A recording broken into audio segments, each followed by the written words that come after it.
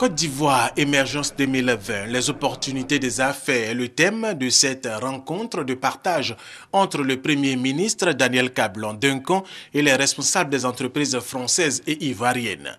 Le chef du gouvernement ivoirien les a instruits sur l'environnement des affaires en Côte d'Ivoire qui, selon lui, a véritablement pris du volume après la crise post-électorale, avec par exemple la construction des routes, des ponts, des écoles, des hôpitaux, des infrastructures administratives, le développement du réseau électrique, la lutte contre la vie chère et la création d'emplois. Des activités qui font de la Côte d'Ivoire un pays qui connaît la croissance.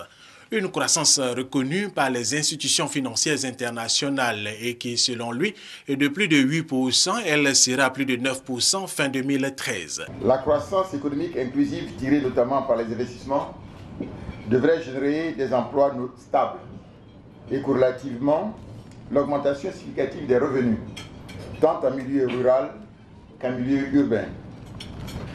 L'investissement dans les ressources humaines devrait en outre permettre de disposer de femmes et d'hommes dotés d'une capacité forte comme concepteurs, acteurs, mais aussi bien sûr bénéficiaires du développement.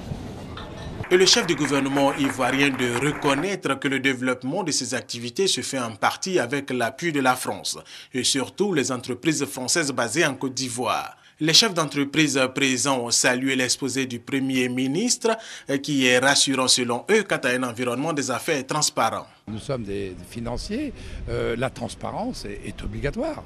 Je pense que si nous voulons réussir, faut montrer l'exemple.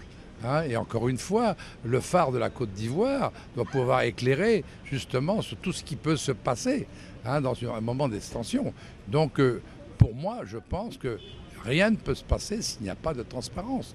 Le Premier ministre a été très fort à ce sujet. Je crois que ce soit en ce qui concerne la justice, en ce qui concerne la sécurité, en ce qui concerne beaucoup de choses.